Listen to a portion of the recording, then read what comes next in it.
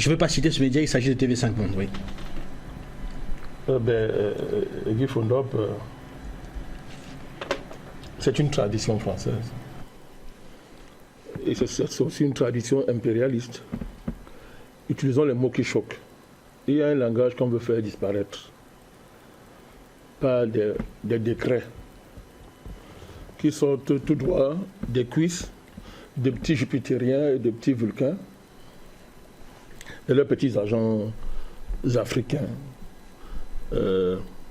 qui se passent pour être des intellectuels ou des écrivains, mais que nous appelons les écrivaillons.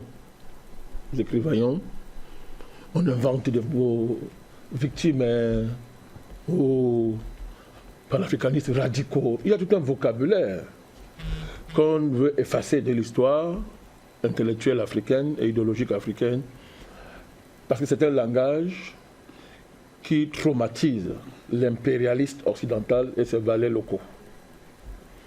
Des mots comme panafricanisme, des mots comme impérialisme, il y a un type de mots comme ça qu'on ne veut pas entendre parler. Mais ça s'inscrit dans une dynamique, une vieille dynamique, qui a toujours été de transformer la victime en bourreau. La logique a toujours été que pendant qu'on maltraite quelqu'un, pendant qu'on pille ses richesses, pendant qu'on vole tout ce qui lui appartient, pendant qu'on lui arrache son territoire, pendant qu'on nie son humanité, il faut tout faire pour que la victime considère que non, mon salut passe par l'adoration de mon bourreau et accepter le principe de la servitude volontaire. C'est comme ça depuis que l'Afrique est tombée dans des mains dangereuses, méchantes et violentes, avec la complicité des fils du continent, toujours préciser ça, ça ne nous dérange pas du tout de rappeler ça. Ça a toujours été cette stratégie mise en œuvre, que ce soit par les Occidentaux, que ce soit par les Arabo-musulmans, etc., jusqu'à la France, jusqu'au stade actuel de l'impérialisme dans le continent. À chaque fois que les résistants se sont levés, à chaque fois que les révolutionnaires africains sont élevés, se sont organisés pour infliger des défaites à l'ennemi, créer des villes de résistance, créer des villages, des camps de résistance, créer des États de résistance, etc., on les a diabolisés. Et on a organisé, consensuellement, au niveau des puissants, c'est ce que nous dit la charte de l'impérialisme, vous n'avez qu'à le lire. On nous avait dit que c'est un document fictif, que personne n'a écrit. Afrique Média a démontré le contraire ici. Ce débat maintenant est clos. Votre modeste serviteur a pris une place importante dans la clarification concernant cette question-là. Donc, chaque fois, n'est-ce pas, qu'il y a une organisation en Afrique qui veut simplement défendre l'humanité de l'homme noir, défendre simplement la normalité des Africains, eh bien, le principe en face a été de l'anéantir, c'est-à-dire par le diaboliser, créer un système de détestation systématique, un système de détestation sur la personne et autour de la personne ou de l'État en question. Et troisièmement, assassiner le dirigeant, le renverser. Ça a toujours été ça. C'est la décapitation, c'est l'assassinat. Tout à l'heure, on parlera d'un rapport où la France répète les mêmes choses. Le rapport préconise les mêmes choses. Donc, principalement les dirigeants de l'AES, le président Assimi Goïta, le président Tchani, le président Ibrahim Traoré, sont sous cette coupe-là, sont sous cette stratégie de l'ennemi. On les a diabolisés. Ah ben maintenant les gens respirent un peu, hein, maintenant ils respirent un peu. On les a diabolisés, on les a dénigrés, c'est-à-dire on a démontré que ces gens-là, ils sont pires que le diable en personne. Pour la simple raison qu'ils aiment leur pays.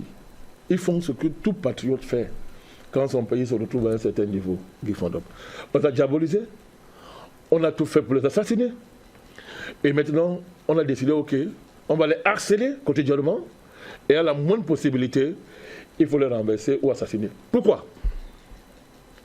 Parce que le panafricanisme est triomphant depuis 15 ans, bientôt 12 ou 13 ans. Il est triomphant. La particularité de ce cycle panafricaniste, c'est qu'il est triomphant. Il vole de victoire en victoire, et chaque jour qui passe, il ne va que de victoire en victoire. C'est inadmissible, inacceptable pour l'impérialisme occidental. C'est inadmissible et incompréhensible pour des gens qui résolument dans leur esprit, ne peuvent pas admettre une seule seconde que nous sommes en mesure de faire ce que les hommes ont fait depuis la nuit des temps. Qui ne comprennent pas, refusent d'admettre que le continent qui a tout inventé et qui pendant plus de 100 000 ans a présidé, a porté, a incarné la marche de l'homme depuis sa primitivité, Guy Fondop, jusqu'à un certain stade. Pendant près de 100 000 ans, il est revenu à l'homme noir et aux États africains, aux communautés africaines organisées, d'incarner l'humain sur la terre, Guy Fondop, dans toute la dimension. Et on ne comprend pas. Et après cela, toute une théorie de la falsification historique a effacé ça.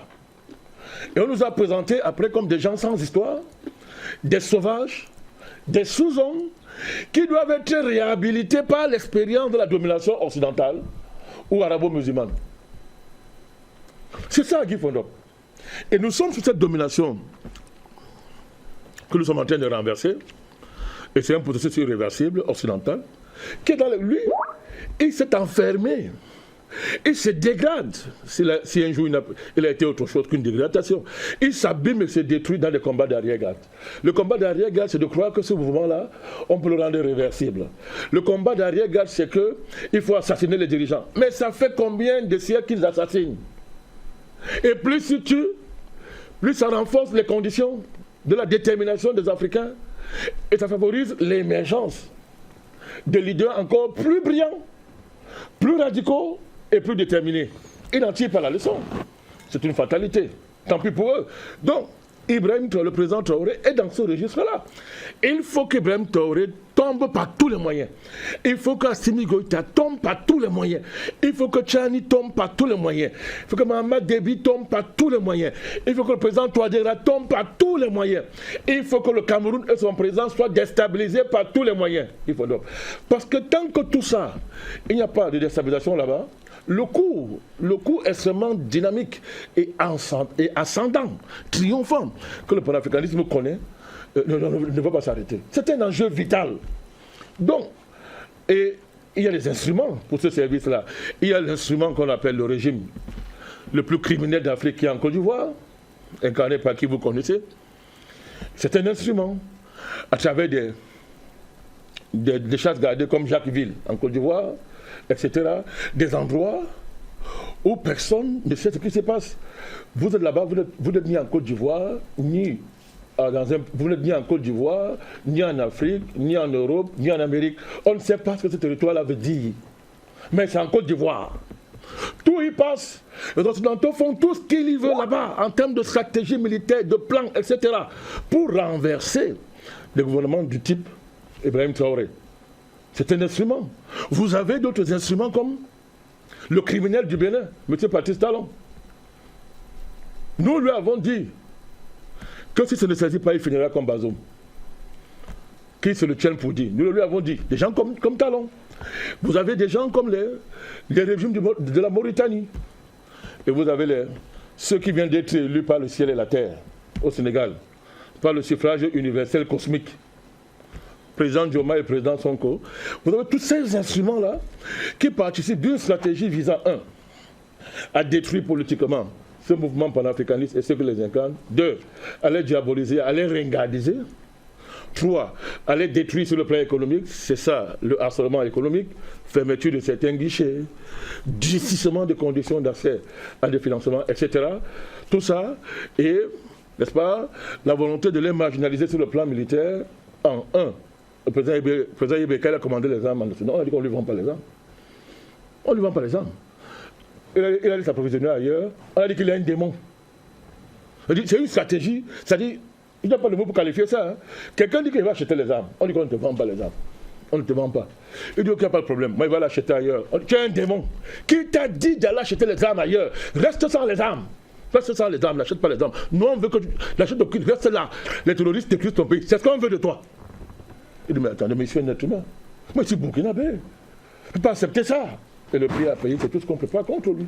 Donc vous avez tout cet environnement, cet écosystème géopolitique, géoéconomique, géomédiatique, j'allais oublier les médias, tout à l'heure tu en as mentionné, géomédiatique, géoculturel, qui est élevé, densifié, dynamisé autour des dirigeants, comme les dirigeants de l'AES, et ceux que je viens de citer, dans l'optique, à défaut de les tuer, de les renverser, dresser contre eux leur peuple. C'est ça l'objet de cette campagne. Elle va commencer aujourd'hui, elle ne s'arrêtera pas. Je pense que ces dirigeants savent que pour avoir choisi l'option qui est la leur, ils doivent apprendre à vivre avec un tel écosystème. Mais je terminerai en disant ceci. Je ne sais pas si nous nous adressons à des individus rationnels ou à des forces rationnelles, mon cher Guy Fondon. Les puissances occidentales, les puissances impérialistes. Mais il faut toujours le rappeler, du moins pour ceux qui nous écoutent, les cimetières sont remplis d'empires. Les cimetières sont remplis d'empires et de puissances qui, au sommet de leur gloire, obtenus par des voies honteuses et abjectes, ont connu une destruction, un effondrement et un renversement à nul autre pareil. Tout ce qu'on planifie contre le président Ibé et les autres dirigeants qui ont décidé de travailler pour leur peuple, tout ce que les puissances la planifient, nous on veut leur dire, cet après-midi, que mais ça va se retourner chez vous. Faites des plans contre les pays africains, contre les panafricanistes, faites des plans, mais c'est justement tous les plans là, quand vous l'aurez fait, ça va se retourner contre vous. Et c'est ce qu'on est en train de voir, c'est ce que montre la débâcle de la diplomatie française et de ses plans militaires en Afrique, et particulièrement dans le Sahel. Je pense qu'on devrait en tirer la leçon. Si pour une seule fois on peut réfléchir sereinement, il faut se poser les bonnes questions. C'est ce qu'enseigne cette histoire, c'est ce qu'enseigne l'histoire de la présence occidentale sur le continent africain, depuis plus de 6 siècles. Ça enseigne une seule chose. Plus vous opprimez, plus vous maltraitez, plus vous créez les conditions d'un retour de bâton implacable contre vous. Donc qui se le tient pour dire? Lorsque vous regardez les enjeux d'abord liés à la déviation logistico-technique, parce que quand il y avait déjà un pas blanc qui était tracé, je pense, et là maintenant, puisqu'il y a même eu une première cargaison qui a été faite. Effectivement. Tout à fait. Avec par jour près d'1 million de barils bruts. Ce jour-là, ça a été célébré. Donc nous tous, on était heureux de voir que le projet servait, en dehors de retombées financières, à réconcilier deux pays importants dans le cadre de la sous-région. Mais malheureusement, M. Talon, fidèle à lui-même, a allumé les brasiers qu'il n'arrive plus à éteindre. Donc aujourd'hui, ce projet est détourné, c'est-à-dire qu'on va le détourner, il ne passera plus par le Bénin, il va maintenant passer par le Tchad et le Cameroun. Donc c'est une signification. D'abord, ça pose un problème de sérieux du président Talon, sa capacité à tenir les engagements, parce que c'est un très grand projet, ça se chiffre dans des milliards de dollars, Madame Capel. Je sais pas, c'est 2,3 milliards de dollars d'investissement à capitaux chinois.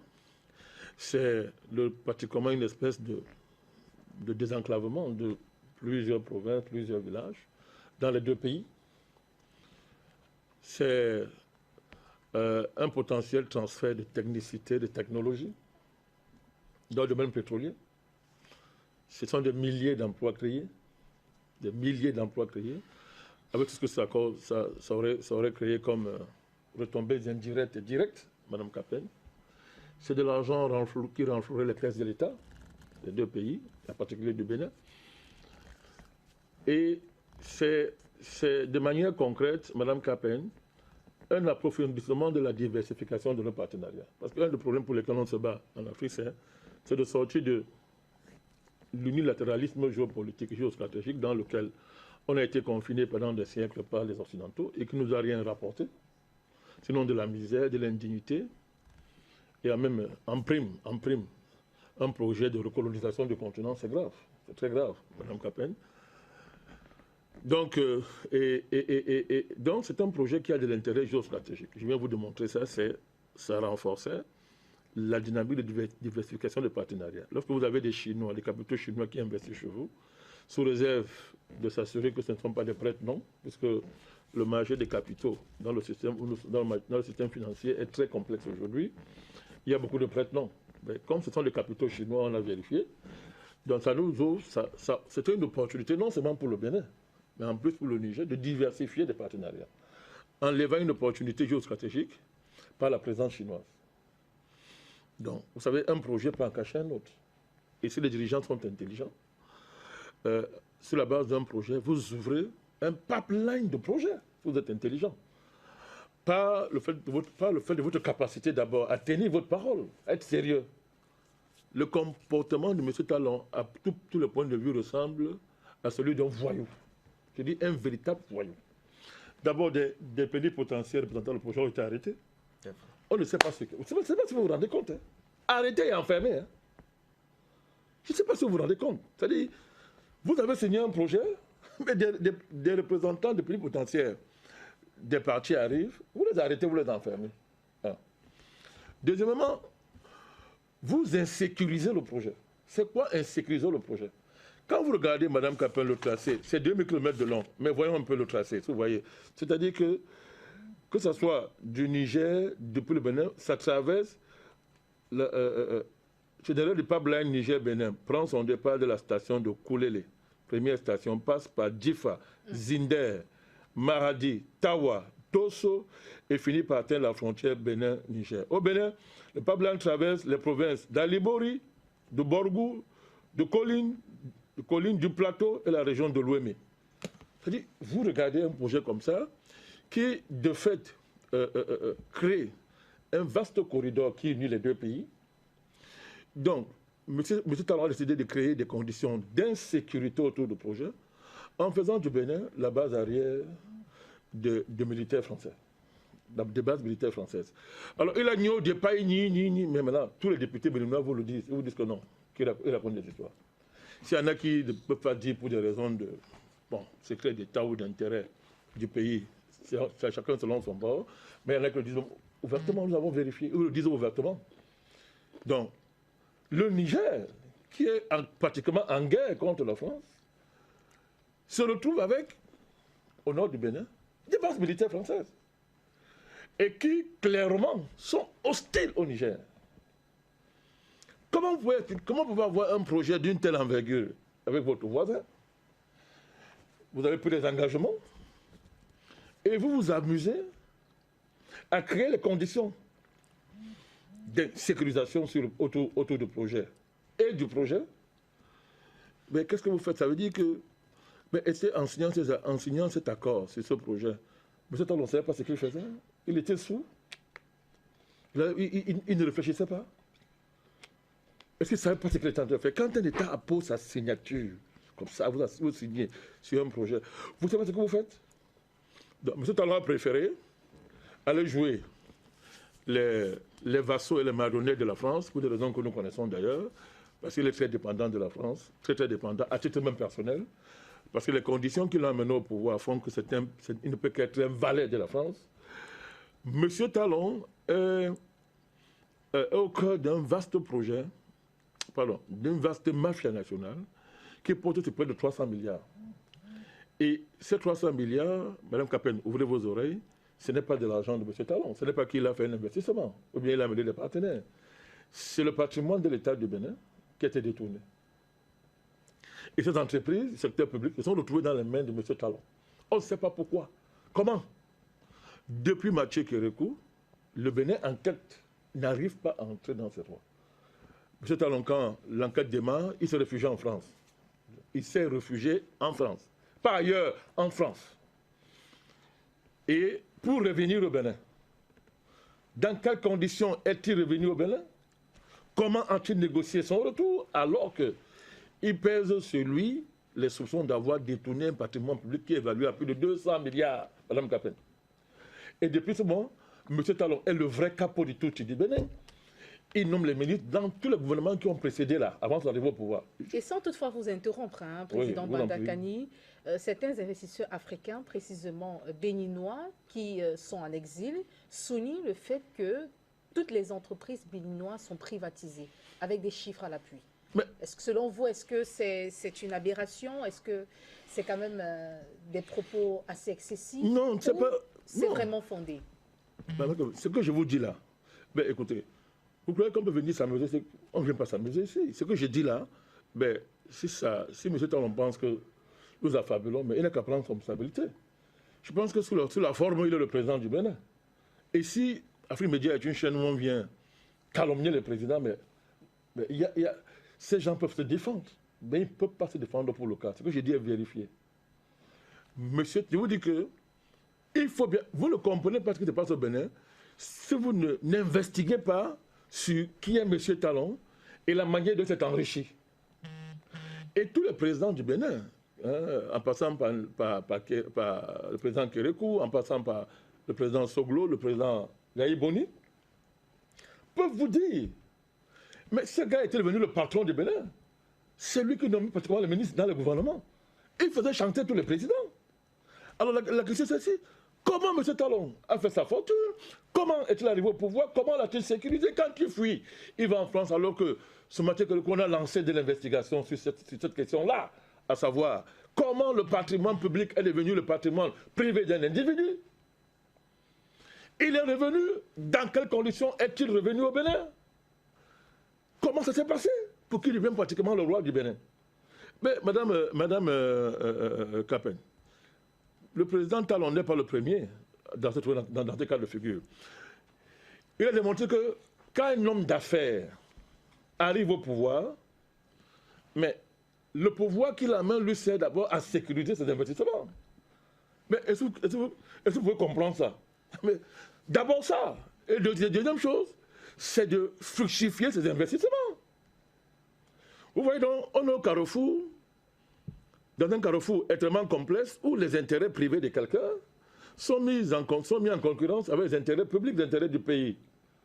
Dans quelle mesure on s'assure que dans de telles conditions, le concerné peut privilégier l'intérêt du pays au détriment de ses intérêts personnels? Voilà le débat fondamental qui est au Bénin aujourd'hui. Et ce monsieur, donc, pour protéger sa fortune, mais quand il fait des alliances, il dit que bon, le Bénin c'est une alliance, c'est d'abord, en fait, lui Talon qui c'est une alliance, en mettant le Bénin devant. Et ça se voit donc pour le fait que le PKL au pouvoir, il s'est lancé dans les privatisations, donc de force sous son pèse, que ce soit une espèce de privatisation mafieuse, ou à la fin, il va se retrouver à la tête de ces entreprises avec ses partenaires, avec ses complices, qu'ils soient béninois, qu'ils soient étrangers, qu'ils soient européens. C'est là qu'il s'agit. Donc, au cœur de tout ça, donc, M. Talon se retrouve au centre d'un conflit géopolitique majeur, à savoir que le Niger a décidé de s'émanciper, de mettre fin à l'esclavage que la France impose au pays et à ses populations.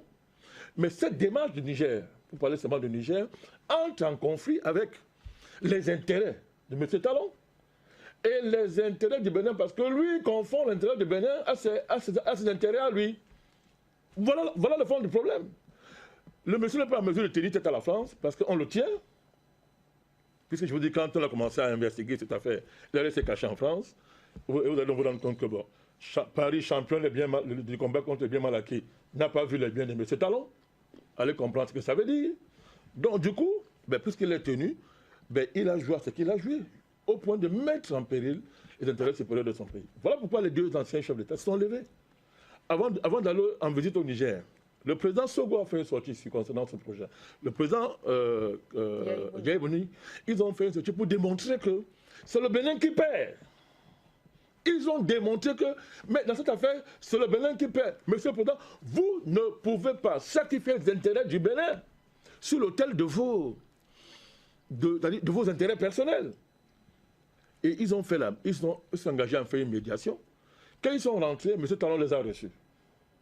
Il les a reçus.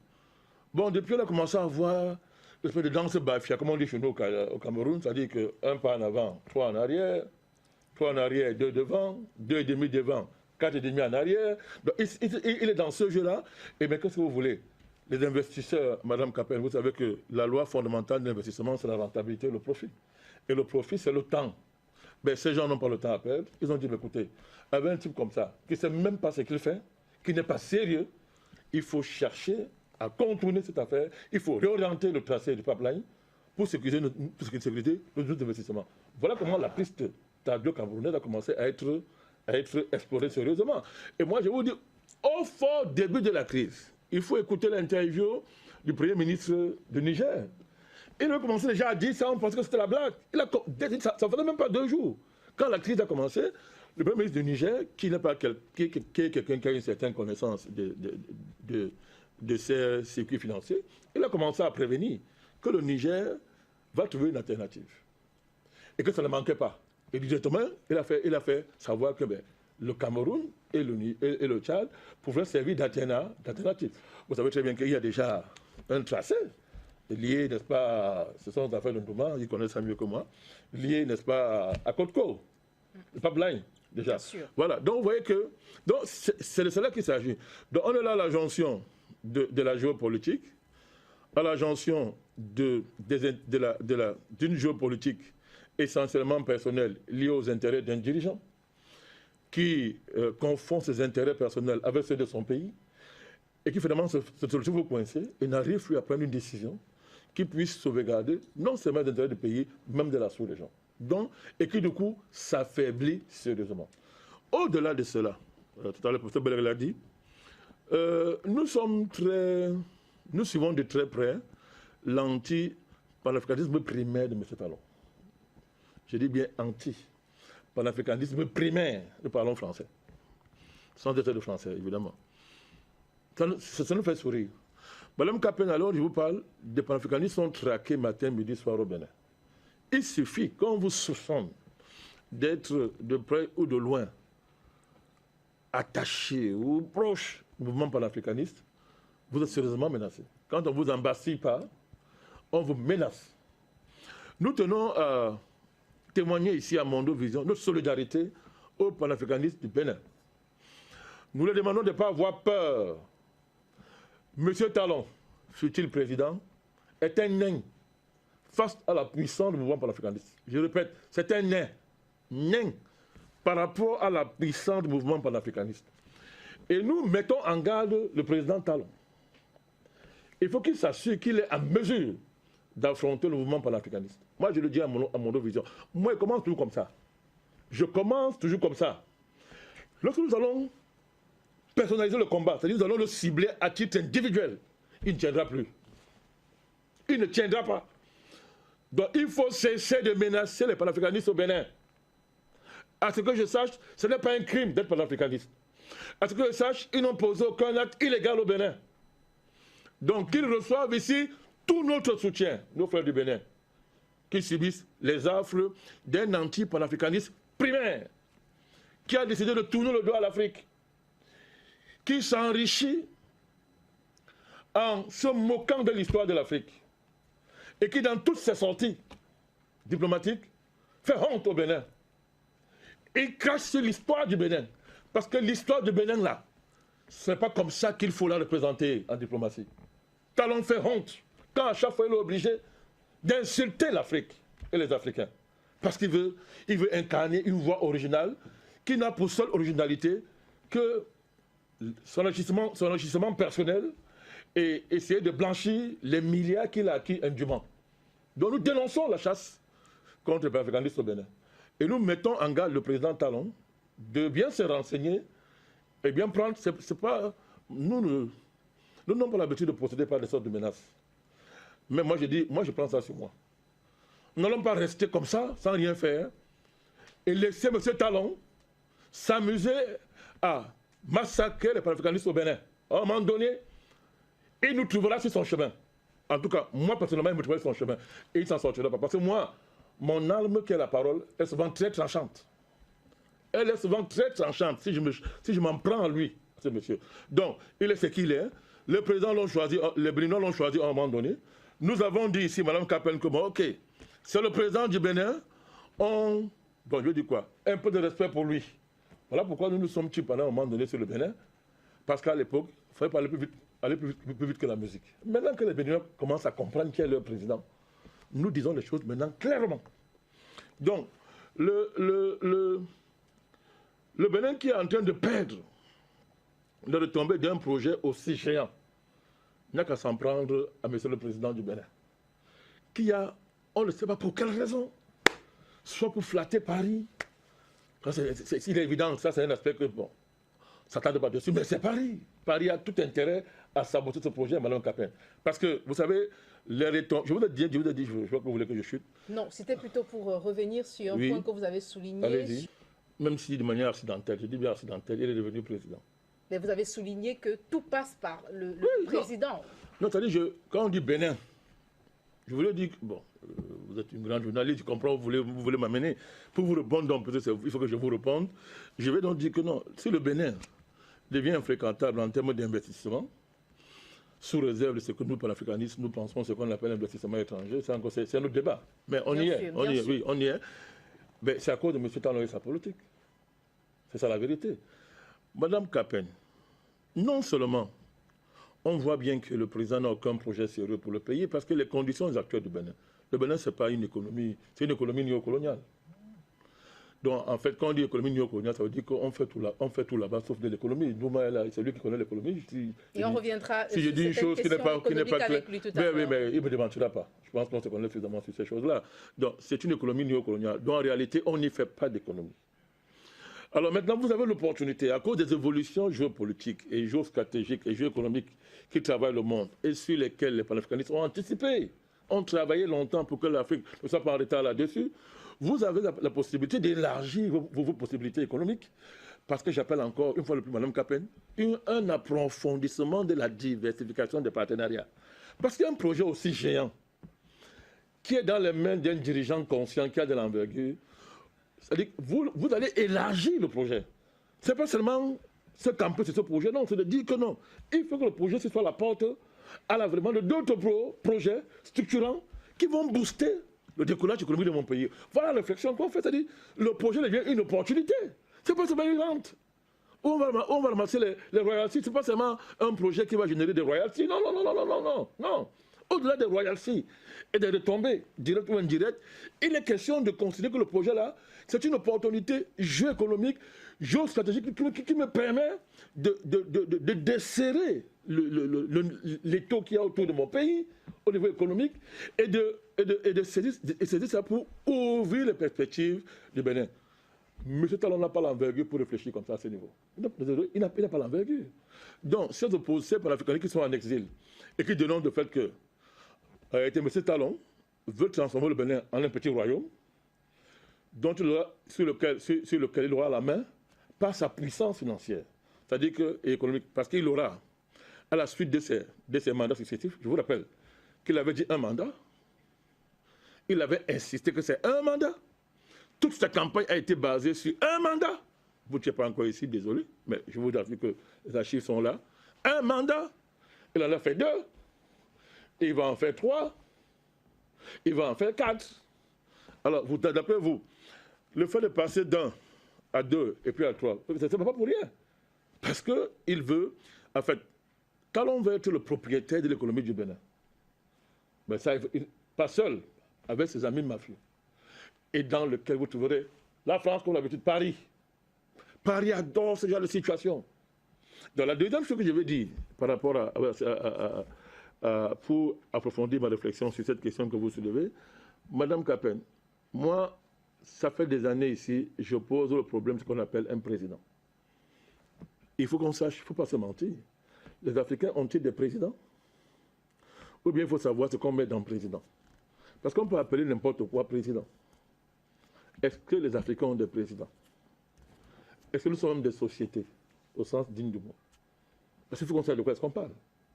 À partir du moment où je vous ai dit, la meilleure façon de détruire un pays, c'est de placer n'importe qui à sa tête. Dès que vous réussissez à placer n'importe qui à sa tête, ou bien dès que vous ramassez des parvenus, des mafieux, des criminels, parce qu'il y a des criminels, des mercenaires, donc, il y a des criminels, il y a des mercenaires, il y a des mafieux et des parvenus. Voilà une typologie de présidents. Lorsque une de ces catégories de personnes arrive à la tête d'un pays, vous êtes mort. Parmi cette typologie, trouvez une place à M. Talon. Vous verrez que, de par sa nature, il n'est pas fait pour cette fonction. N'est-il pas excessif de le dire? Je vous démontre. Je vous demande, regardez son comportement. Comment peut-on aller de manière aussi primaire à l'encontre des intérêts fondamentaux de son pays? Comment? Dites-moi. Comment on peut expliquer que Monsieur Talon se soit amusé à ce que le Bénin perde ce projet géant? Est-ce que je peux rajouter? Bien sûr, vous pouvez m'aider.